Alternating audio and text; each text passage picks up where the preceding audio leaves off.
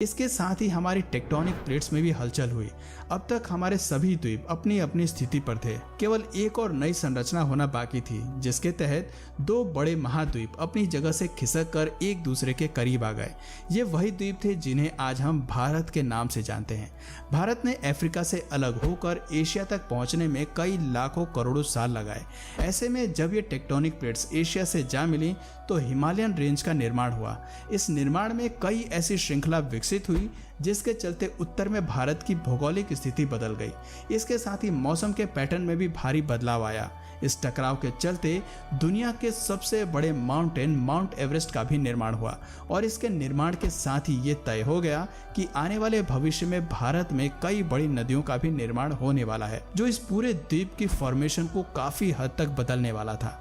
खैर, जहां एक तरफ धरती के हर द्वीप में विकास शुरू हो चुका था, वहीं दूसरी तरफ एवोल्यूशन की होड़ में जानवर भी अपने आप को काफी हद तक बदल रहे थे। द्वीप को अपने मौजूदा स्थिति में पहुंचने पर जंगलों में भारी गिरावट आ रही थी और मुख्य रूप से ग्रासलैंड्स का निर्माण हो रहा था। उधर जानवर भी घास के मैदानों में रहने के लिए एडॉप्ट हो रहे थे और साथ ही साथ नई प्रजातियों का भी विकास हो रहा था, जो ग्रासलैंड्स में अपना दबदबा बनाने की कोशिश कर रहे थे। पुराने मैमल्स में भले ही दूसरे जानवरों को मारकर खाने की क्षमता नहीं थी, लेकिन अब विकसित मैमल्स ने दूसरे जानवरों का शिकार करके उन्हें मार गिराने की ताकत विकसित कर ली थी और वो दूसरे जानवरों पर अपना दबदबा बनाने में भी कायम हो रहे थे। अब जंगल में मैमल्स की वही स्थिति थी जो कभी धरती पर राज करने वाले डायनासोर्स की हुआ करती थी। लगभग 1 करोड़ साल पहले धरती अपने उस स्वरूप में आ चुकी थी जैसे कि वो आज हमें दिखाई देती है। वातावरण से लेकर पेड़ पौधों तक सब कुछ अपने फुली इवॉल्व रूप में थे। कहने को तो धरती पर सब कुछ था, लेकिन अब भी एक प्रजाति थी जो धरती से गायब थी और वो प्रजाति आने वाले भविष्य में पृथ्वी के इतिहास को बदलने वाली थी। जी हाँ, ये प्रजाति थी इंसानों की। लगभग 40 साल पहले पृथ्वी पर फिर एक बड़ी हलचल हुई और अफ्रीका द्वीप के पूर्वी इलाकों में एक नई माउंटेन रेंज पनपी, जिसे आगे चलकर ईस्ट अफ्रीकन रिफ्ट के नाम से जाना गया। इस पर्वत श्रृंखला के निर्माण से केवल भौगोलिक स्थिति में बदलाव नहीं आया, बल्कि मौसमी हवा भी बदल गई। वहां मौजूद जंगल में हवा का प्रवाह कम हो गया, जिससे मौसमी हवा वहां नहीं पहुंच पाई और नमी की कमी से जंगलों ने सूखना शुरू कर दिया। बारिश न होने की वजह से अफ्रीका का ये क्षेत्र काफी ड्राई हो गया, लेकिन इस जंगल में रहने वाले जानवरों ने हार नहीं मानी। अफ्रीका के इसी क्षेत्र में रहते थे पिरोल इथिपिकस, जो आगे चलकर हमारे पूर्वज कहलाए।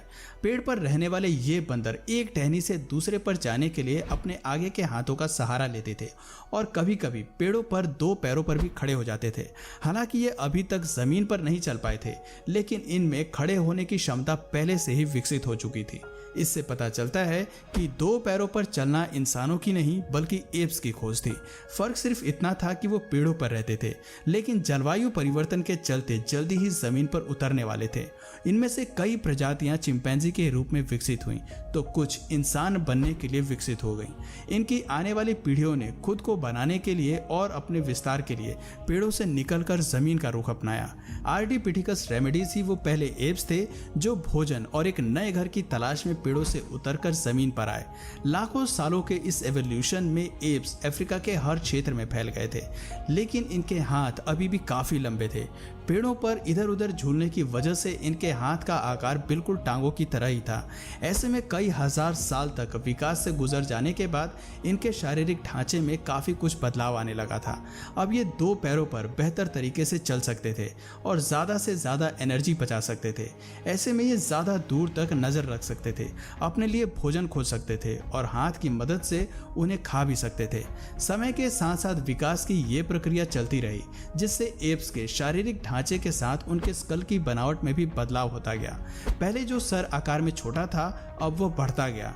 23 लाख साल पहले होमो हेबिलिस वो पूर्वज थे जिनके दिमाग का आकार बढ़ गया। आकार बढ़ने की वजह से ये जान गए कि बुद्धि को किस तरह से अपने सर्वाइवल के लिए इस्तेमाल किया जा सकता है। बुद्धि का कमाल दिखाते हुए सबसे पहले हमारे पूर्वजों ने पत्थर को हथियार के रूप में शार्प करना सीखा। जैसे ही उनकी ये तरकीब काम आई होमो हेबिलिस जान गए कि पत्थर को कैसे हथियार के रूप में इस्तेमाल किया जा सकता है। जैसे जैसे ये जीव हथियार को इस्तेमाल में लाए, उनके हाथों की उंगलियों और अंगूठों को भी मजबूती मिलनी शुरू हो गई। अब ये जान गए कि हथियार के इस्तेमाल से कैसे समूह में शिकार किया जा सकता है और अपनी भूख को शांत किया जा सकता है। आपको बता दें कि होमो इरेक्टस ही वो पहले पूर्वज थे जिन्होंने समूह में शिकार करना शुरू किया। साथ ही इन्होंने सबसे पहले आग की खोज मानव के भविष्य को ही बदल डाला। हम सभी जानते हैं कि मानव इतिहास में आग की खोज सबसे बड़ी खोज थी। आग के इस्तेमाल से होमो इरेक्टस जल्दी ही मांस को पकाकर खाना सीख गए। आग ने हमारे पूर्वजों को केवल ठंडी से सुरक्षा ही नहीं दी, बल्कि दिमाग के इस्तेमाल के लिए उन्हें प्रोत्साहित भी किया। अगर आप सोच रहे हैं कि कैसे, तो आपको बता दें कि आग के इस्तेमाल से भोजन को चबाने में लगने वाली ऊर्जा कम हो गई। अब वो अपनी इस ऊर्जा को बुद्धि के विकास के लिए इस्तेमाल करने लगे, जिसकी वजह से आने वाली पीढ़ियां बड़े दिमाग के साथ पैदा हुई। एक बड़े दिमाग के साथ लगभग 2 लाख साल पहले इंसान अपने आज के रूप में विकसित हो गए। उनकी आवाज की नली भी अलग ढांचे में विकसित हो गई, जिसकी वजह से वो अलग तरह की आवाज निकाल सकता था और अपने लोगों के साथ संचार कर सकता था। एक आवाज विकसित करने के बाद अब इंसान अपनी बात को दूसरों तक पहुंचाने लगा और धीरे धीरे एक सामाजिक ढांचे में रहना सीख रहा था। हालांकि हम अपने आज के रूप में आ चुके थे, लेकिन कई आविष्कार अभी भी बाकी थे। अपने लिए एक समाज, घर और नगर का निर्माण करना बाकी था। कहने को आज भले ही मनुष्य अपनी एडवांस स्टेट में है, लेकिन आज भी एवोल्यूशन जारी है। मनुष्य आज भी बदल रहा है और उसका एवोल्यूशन जारी है। पर अब इस पूरी एवोल्यूशन की प्रक्रिया को डिटेल में बताने लगा तो ये वीडियो काफ़ी लंबी हो जाएगी। अगर आप कहेंगे तो मैं इसका पार्ट 4 भी ज़रूर बना दूंगा, इसलिए आप कमेंट में अगर चाहिए तो पार्ट